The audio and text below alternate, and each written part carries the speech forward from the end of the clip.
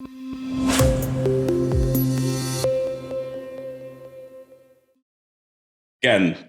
if you grew up in Southeast London like I did, hustling is just a way of life, man. Yeah, it's just, whether it's cookies in school. Is it the South London or is it the Nigerian? You know what?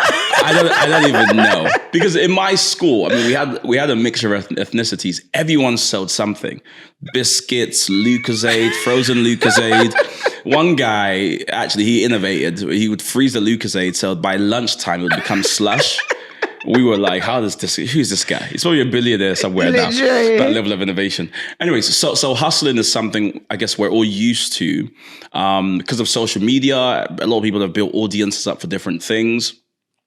Two questions. One is, on a more sort of, I suppose, just philosophical level, do you think everything should be monetized? Like if you just have a page where you talk about your hair care journey, whatever it is, and you happen to have like 10K, would you say, hey, you're sitting on money there? And then two, what are effective steps I should take if I've got a side hustle, something I'm earning some money from? Yeah. I remember girlfriends I used to have when I was younger, so females that were friends, that's what I mean, who would do hair and they'll just take like, the odd £50 on the side. Oh, there you go. It's like, how should they set up a limited company? How should they sort of do that? So if you're in school and stuff, I wouldn't say you should stress about, the legalities of that. Do your hustle. What if they come and take you? No, they won't. Learn your skills and all of that is fine. Maybe if you're earning £1 billion, it's going to your bank account. That might be a bit crazy. But yeah, I would actively encourage entrepreneurship. And this is one of the things as well, because when we go to school, they teach you how to be employees. They don't teach you how to be business owners. When in reality, in the world that we're living in, a lot of people are actually business owners and they've had to kind of struggle to learn what to do, to manage and run a business, even down to the accounting, for example. The accounting I learned in school is different from the accounting that I do for my customers. That's another story for another day. But in terms of what they should be doing if they want to, monetize, and do I think that everything should be monetized? As a person who loves business, yeah, 100%. I don't care whether it's tomatoes or hair or nails. If it can make you money, why not? Because at the end of the day, money makes the world go round. Like money, even the Bible says, money answers all things. Many people in their families have issues, have fights, even between husband and wife, because of money. If you had more of it, you would have less fights. So have more money so that we can focus on other things. So I believe it should be monetized. Yeah. Should you take advantage of people? That's a different thing. Like there are people who are, extorting people. No, I'm not talking about that. But genuinely, if somebody is willing to pay you for a service that you've rendered, and if you are giving your time to be able to deliver that service, then I believe that you should exchange something for it, right? Because also your time is your life. Right. Correct. So you need to be getting something back for it. So that's that. In terms of what you should do. So the rules are you can earn up to £1,000 a year without having to be formally registered. A year? A whole year, 12 months. Okay. £1,000. How kind of them. Oh, so what kind. A lovely... encouraging enterprise. So £1,000 without being registered. I didn't say without being taxed. Oh, wow. Without being registered. So everybody in the UK, and I'm talking below £100,000 earners, everybody in the UK can earn up to £12,570 without being taxed. So the £1,000 limit is for you to register. What do I mean by that? That means you need to let them know. So even if you're earning 5,000 or 6,000, you just need to let them know. They're not going to take the tax. There's no tax implication. Obviously, if you do the self-assessment with an accountant, then you're going to have to pay the accountant. If you do it yourself, by the way, I have a course that teaches you how to do it by yourself. Anyways, if you do it yourself, obviously you don't have to pay anybody, yeah? But this is just about you being registered and letting them know. And that's going to be obviously for census reasons, right? They want to know where the money's flowing and all of that. So after £12,570, that's when you will start to pay tax. So don't be alarmed, yeah? In terms of, things you need to do, so register as self-employed. I tend to say if you're earning up to like the 12,570, 15K, etc., you're quite low earner. I say low earner, yeah. If that's all you're earning, you may not want to rush to go and be, a limited company. However, that will depend on if you have other sources of income.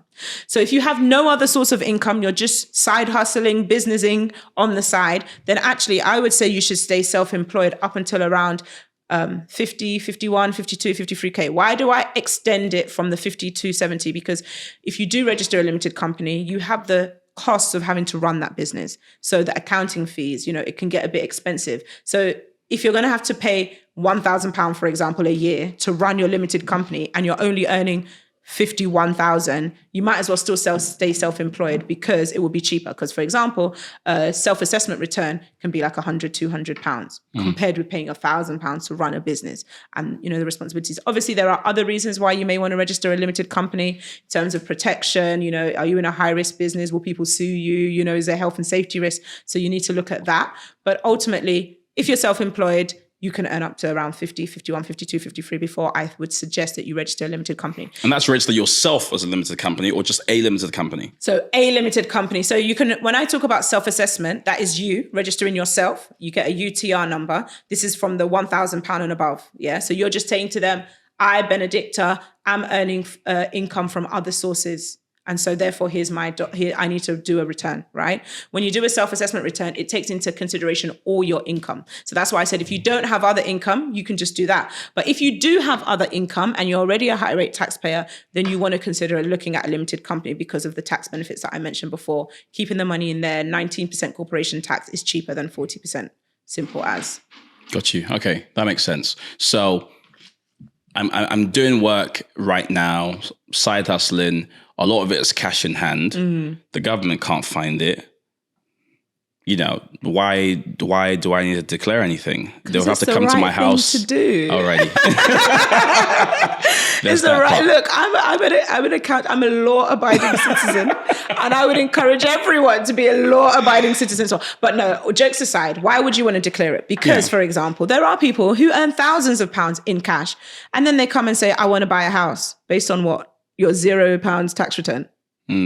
So declaring it is not just about them taking the money. It's also about you having a formal way of telling lenders, people, that I am creditworthy, I am eligible, even down to car finance. Like, they're going to ask you for your income. If you're not having a 9-to-5 job, that means you don't have a pay slip. So that's where the tax return comes in, because the tax return now shows, oh, look, see, I filed to the government that I earned 50K last year. So I'm eligible for a mortgage, or I'm eligible for a loan or credit or whatever. Somebody might say, oh, I don't need credit. That's fine. That's up to you. But yes, they can also investigate. And please be rest assured that HMRC has a whole investigation unit. So if for any reason they do think that you are having cash in hand, they can follow you. They can, do different checks and stuff. Oh, wow. And not just that, like even I've got to get a disguise.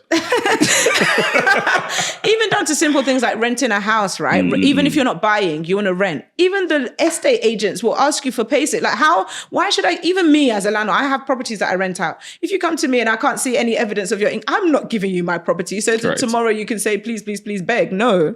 Like, I need to know that you have income coming in. Show me the proof. Show me the proof. How are you going to survive in this country? Even down to opening a bank account. Like, there are bank accounts, they'll ask you, so how much do you think is going to be coming in? You have to have some paperwork. Like, we live in a civil society that operates on paperwork. This is good. So if you like that video, there is one way you can help us. And you know what it is? I want you to hit the subscribe button. We are trying to get to 20,000 subscribers. As we get there, and as you subscribe, we can bring on more guests. We can level up the production of what we're doing. And it's the one way you can ensure that we can keep creating videos like this in the future. So do it now. Hit the subscribe button, turn on your notification bell, right? But also drop me a comment. Let me know if you like this video, if you want more things like this, and that way we can keep learning. So thank you so much for supporting us. See you in the next video.